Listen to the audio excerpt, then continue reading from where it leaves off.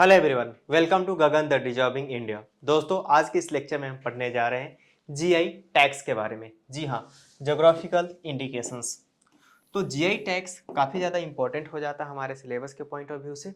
और यूपीएससी का जो 2024 का जो पेपर होने जा रहा है प्रीलिम्स का, उसमें भी काफ़ी ज़्यादा इंपॉर्टेंट रोल प्ले करने वाला है। वैसे भी यूपीएससी के पेपर में आप किसी भी टॉपिक को छोड़कर नहीं जा सकते। हर टॉपिक का वेटेज आजकल इक्वल सा हो गया है।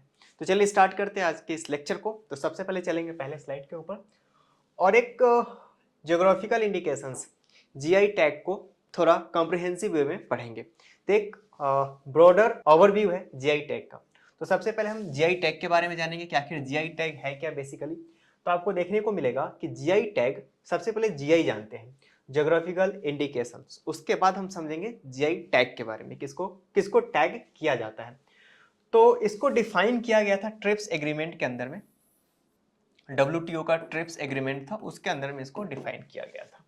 ये ओरिजिनेटिंग टेरिटरी का मेंबर होना चाहिए जहां पे कोई एक रीजनल लोकेलिटी में कोई भी चीज ग्रो हो रहा है ना, मतलब उसकी एक खास पहचान है उस प्रोडक्ट का, उस पार्टिकुलर प्लेस से एक खास पहचान हो, उसको हम बोलेंगे जीआई, ज्योग्राफिकल इंडिकेशंस। अब देखते हैं कि इंडिया में इसका क्या प्रोसेस है। तो देखो, इंडिया में जो सबसे पहला जीआई टैग किसी प्रोडक्ट को दिया गया था ना, वो था दार्जिलिंग टी 2004 में। तो आपको याद रखना है, यूपीएससी स्टेटमेंट बेस्ड क्वेश्चन बनाता है इस तरीके से कि फर्स्ट जीआई टैग प्रोडक्ट था वो कौन सा था, दार्जिलिंग टी 2004 में। अगर मैं बात करूं maximum numbers of GI tags किस स्टेट के पास है, तो सबसे रैंक 1 पे आएगा कर्नाटका, फिर तमिलनाडु, उसके बाद उत्तर प्रदेश, उसके बाद आपको देखने को मिलेगा केरला। एक और जो सबसे इंपॉर्टेंट बात है जो कि आपको नोट कर लेनी चाहिए, वो यह है कि सारे स्टेट्स के पास जीआई टैग अभी अवेलेबल है। तो स्टेटमेंट कुछ इस तरीके से बन सकता है कि all state has GI tag except this this and this. तो आपको इस ट्रैक में नहीं आना है, सारे स्टेट्स के पास अभी तक जीआई टैग दिया गया है। अब देखो इसका इंपॉर्टेंस क्या है। अगर जीआई टैग किसी को मिल जाता है तो हम और आप क्यों पढ़ रहे हैं, इसी वजह से पढ़ रहे हैं ना कि गवर्नमेंट ने इसको रिकॉग्नाइज किया है। देख, रिकॉग्नाइज हो जाता है वो प्रोडक्ट, इसी के साथ साथ मीडिया उसको डिस्कस करता है, लोगों के आम बोल चाल की भाषा में वो बहुत ही ज्यादा डिस्कस्ड हो जाता है, जिस वजह से उसकी अपनी ब्रांडिंग हो जाती है, जैसे कि बासमती राइस, रसगुल्ला, जर्दालू आम, इस तरह की चीज़ें काफ़ी ज़्यादा फेमस हो जाती है। और ऐसे में लोग उसके बारे में बात करने लग जाते हैं, तो उसकी मार्केटिंग हो जाती है, फ्री का ब्रांडिंग हो जाती है उस चीज़ की, तो लोग उसको खरीदने लगते हैं, जिसके कारण क्या होता है ना कि वहाँ जो लोकल ट्रेडर्स होते हैं ना, उनको प्रॉफिट होने लगता है, उनकी प्रोडक्ट्स बिकने लग जाते हैं। इंडिया के अंदर में लेजिस्लेशन क्या है, कानून क्या कहता है। चलो ट्रिप्स ने तो कह दिया कि भाई आप जीआई टैग दे सकते हो, लेकिन आपको पता है इंटरनेशनल कन्वेंशंस को अगर इंडिया के अंदर में इंप्लीमेंट करना है तो सबसे पहले कानून बनाना पड़ता है। तो इंडिया में कौन सा कानून बनाया गया था, दो कानून बनाए गए हैं इंडिया में जिसके तहत इसको इंप्लीमेंट कराया जाता है। सबसे पहला है geographical indications of goods registration and protection act 1999 के तहत इसको लाया गया था। फिर बाद में geographical indications of goods registration and protection rules 2002, इसमें कुछ अमेंडमेंट करे गए थे, फिर बाद में इसको लेकर लाया गया था। इसका मैकेनिज्म क्या है, तो इसका मैकेनिज्म ये है कि पहले इसको रजिस्ट्रार ऑफ ज्योग्राफिकल इंडिकेशंस के पास ले जाया जाता है, वहां से फिर अप्रूव कराया जाता है। ऑल इंडिया जुरिडिक्शन है, कहीं भी आप चैलेंज कर सकते हैं, जैसे कि बासमती राइस के ऊपर में हुआ था। तो आप कहीं भी चैलेंज कर सकते हैं कि अगर आपके स्टेट का, किसी स्टेट को ये लगता है, जैसे कि रसगुल्ला पे बहुत ही ज्यादा युद्ध सा हालात हो गया था जब उड़ीसा और पश्चिम बंगाल दोनों ने क्लेम करना स्टार्ट कर दिया था कि रसगुल्ला उनका जीआई टैग होना चाहिए था। फाइनली जो जुडिशियरी है वो हरकत में आता है, उसने वेस्ट बंगाल को बोला कि भाई जीआई टैग पे आप ही का पेटेंट है और आप ही इसको जीआई टैग दे सकते हैं रसगुल्ला के बारे में। चलिए अब एक एक करके सारे स्टेट्स के इंपॉर्टेंट जीआई टैग को देखते हैं, जिसको कि हाल ही में उस स्टेट के उस प्रोडक्ट को जीआई टैग दिया गया था। तो सबसे पहले बात करेंगे उत्तर प्रदेश की। जैसे कि आपने देखा था कि सबसे ज्यादा जीआई टैग दिया जाने वाले स्टेट में से एक स्टेट उत्तर प्रदेश भी था। तो यहाँ पे देखिए जलसार मेटल क्राफ्ट उत्तर प्रदेश का है, जैसे कि मैंने आपको बताया। और ये क्या है, ये थिएटर्स कम्युनिटी है जो कि इस प्रोडक्ट को बनाते हैं। ट्रेडिशनल अटर प्रोडक्शन कन्नौज, जैसे कि आपको पता है कि कन्नौज को परफ्यूम सिटी के नाम से जानते हैं, यहाँ पे बहुत अच्छी अच्छी परफ्यूम्स बनाए जाते हैं। India is the world's largest exporter of attar, तो यहाँ पे इंडिया जो है सबसे बड़ा एक्सपोर्टर है, ये भी आप याद रखेंगे प्रीलिम्स के पॉइंट ऑफ व्यू से। Kannauj perfumes has also received GI tag, जो कन्नौज का जो परफ्यूम है, इत्र है, उसको भी जीआई टैग दिया गया है, ये चीज भी आप नोट कर लेंगे। चलिए चलते अगले स्लाइड के ऊपर। अब बात करेंगे कर्नाटका की। तो कारी इसार मैंगो, इसमें एक यूनिक तरह का एरोमा होता है, सुगंध होती है इसकी, लीसियस टेस्ट होता है, और इसका जो पल्प होता है ना बहुत ही ज़्यादा होता है, काफ़ी हाई अमाउंट ऑफ पल्प होता है, काफ़ी अधिक मात्रा में इसमें पल्प पाया जाता है। इसकी खासियत है, बस आपको याद रखना है कि कारी इसाद मैंगो का संबंध किस स्टेट से है, कर्नाटका से है। लंबानी एम्ब्रॉयडरी पैचेज कर्नाटका का ही है। एक लंबानी नाम का ट्राइब भी है, तो आप याद रखें क्योंकि यहाँ से क्वेश्चन पूछ देता है यूपीएससी, कोई ट्राइब चर्चा में है। अब चूंकि ट्राइब है तो इसका एक लैंग्वेज भी होगा, तो जनरली ऐसा देखा जाता है कि जिस जगह पे वो ट्राइब रहता है वहाँ के अगल बगल के हिल्स को भी उसी के नाम से जाना जाता है।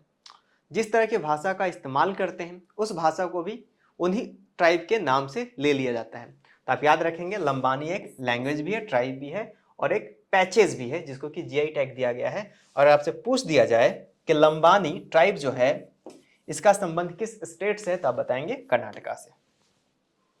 चलिए चलते अगले स्लाइड के ऊपर। अब बात करेंगे राजस्थान की। उदयपुर का कोफ्तगारी मेटल क्राफ्ट जीआई टैग दिया गया है, जो कि राजस्थान का है।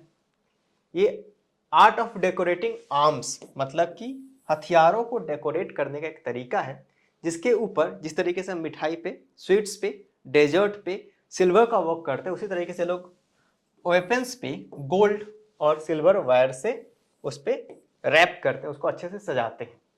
जोधपुर बंधेज ग्राफ्ट, ये क्या है, art of tying and dyeing, किसी को बांधने और रंगने का एक आर्ट है, इसको बोलते हैं जोधपुर बंधेज क्राफ्ट। चलिए चलते अगले स्लाइड के ऊपर।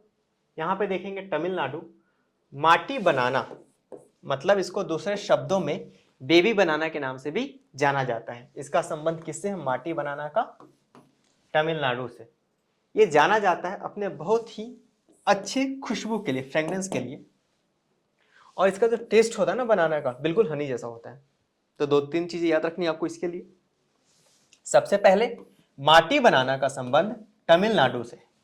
दूसरी बात, इसका जो फ्रेग्रेंस है काफी अच्छा होता है, और हनी लाइक, मधु जैसा इसका टेस्ट होता है। इसको बेबी बनाना के नाम से भी जाना जाता है। It's low total soluble solids content, जिसको कि TSSC बोलते हैं, recommends it as a baby food, मतलब कि बच्चों को इसको आप खिला सकते हैं, इस केले को, इस वजह से इसको बेबी बनाना के नाम से भी जानते हैं। क्यों, क्योंकि इसके अंदर जो डिजॉल्व सोल्यूबल सॉलिड्स कंटेंट है वो काफ़ी ज़्यादा कम होता है, इसकी वजह से क्या हो जाता है कि बच्चों को डाइजेस्ट करने में काफ़ी ज़्यादा ईजी होता है। इसका जो ब्लाउंड अपीयरेंस है वो कमाल का है, जो कि इसको देखने में काफ़ी ज़्यादा खूबसूरत बनाता है और एक दूसरे से यूनिक बनाता है, मतलब बाकी जो अलग बनाना के जो अलग अलग स्पेसीज हैं, प्रजातियां हैं, उससे इनको काफ़ी ज़्यादा अलग बनाता है। अब बात करेंगे छत्तीसगढ़ की। छत्तीसगढ़ के अंदर में है नगरी दुबराज राइस, बासमती राइस के बाद नगरी दुबराज राइस। आफ्टर जीरा full rice in 2019, Dubraj is the second brand to get the GI tag in the Chhattisgarh. देखो जीरा फुल राइस, जिसको कि 2019 में दिया गया था जीआई टैग, जो कि छत्तीसगढ़ से ही बिलोंग करता था, उसी तरीके से दुबराज जो राइस है वो सेकेंड प्रोडक्ट हो गया है छत्तीसगढ़ से, जिसको कि जीआई टैग दिया गया है। इसको जो सबसे पहला रेफरेंस हम लोगों को देखने को मिलता है, और कहाँ से देखने को मिलता है, वाल्मीकि रामायण से। आपको पता होना चाहिए कि रामायण की रचना महर्षि वाल्मीकि ने की थी। और आपको पीटी के लिए एक और बात बता दूं, रामायण एंड रामचरितमानस, आप कंफ्यूज नहीं होंगे, जनरली लोग कंफ्यूज हो जाते हैं, रामायण को ही रामचरितमानस मान के उसको भी टिक कर देते हैं तुलसीदास के नाम से, जबकि आपको बताना है कि रामचरितमानस को लिखा था तुलसीदास जी ने और रामायण की रचना की थी महर्षि वाल्मीकि ने। इन दोनों के बीच का एक और डिफरेंस है, रामायण को लिखा गया था संस्कृत लैंग्वेज में, जबकि रामचरितमानस को लिखा गया था अवधी लैंग्वेज में। ये भी आपको डिफरेंस याद रखना है इन दोनों को लेकर बेसिकली। अब बात करेंगे अरुणाचल प्रदेश की। यहाँ पे एक बहुत ही विचित्र जानवर पाया जाता है, जिसको बोलते हैं अरुणाचली याक चुरपी। याद रखेंगे, ये पहला ऐसा याक मिल्क है जिसको कि हम पहाड़ी भैंस के नाम से भी जानते हैं, दरियाई घोड़ा भी बोलते हैं, जिसको कि जीआई टैग दिया गया है। मिल्क को दिया गया, आप ध्यान रखेंगे, फर्स्ट एवर मिल्क प्रोडक्ट जो चुपड़ी है उसको दिया गया है जीआई टैग। याक चुपड़ी is a naturally fermented cheese prepared from the milk of the Arunachali yak. आप ध्यान रखेंगे कि जो चीज है, पनीर है, ऑब्वियस सी बात है मिल्क से बनता है, मिल्क से प्रिपेयर किया जाता है।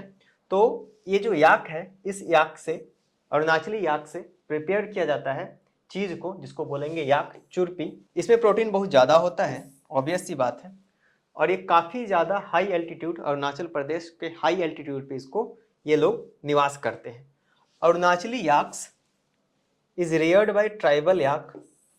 जो ट्राइबल लोग होते हैं जिनका नाम होता है ब्रोक पास, एक ट्राइब है ब्रोक पास करके, जो कि अरुणाचल प्रदेश में निवास करता है, वो एक इस याक को पालते हैं वो लोग, और इसके दूध से जो पनीर बनता है उस पनीर को बोलेंगे चुरपी या फिर याक चुरपी। तो आप याद रखेंगे ब्रोक पास कहाँ पे है, अरुणाचल प्रदेश। तो ये इसमें आपको 2-3 बातें याद रखनी है। कौन कौन सी वो बात है? सबसे पहले याक चुरपी का संबंध अरुणाचल प्रदेश से है। यहाँ पे एक ट्राइब होता है जिसको बोलते हैं ब्रोक पास, और अगर आपसे पूछ दिया जाए एग्जामिनेशन में कि याक चुरपी क्या है, कोई स्पीसीज है, तो जी नहीं, एक चीज की वैरायटी है जो कि बनाई जाती है मिल्क ऑफ अरुणाचली याक्स। तो ये जो 5-6 इंपॉर्टेंट चीजें थी जो आपको याद रखना था। तो इस लेक्चर में हम लोगों ने समझा जीआई टैग्स को, जीआई टैग की उत्पत्ति कहाँ से हुई, इंडिया के अंदर में कौन सा एक्ट है जिससे कि जीआई टैग को रेगुलेट किया जाता है, सबसे पहले जीआई टैग कहाँ से आया था आप बताएंगे। ट्रिप्स से आपको देखने को मिलता है जीआई टैग, क्योंकि इस तरह के क्वेश्चन यूपीएससी पूछ देता है आपको। अंबर box, black box, red box, yellow box जैसे क्वेश्चंस भी पूछ दिया था यूपीएससी ने। तो जीआई टैग्स के बारे में आज के इस लेक्चर में हम लोगों ने समझा। आज के लेक्चर में फिलहाल इतना ही, हम मिलेंगे नेक्स्ट लेक्चर में। Thank you very much.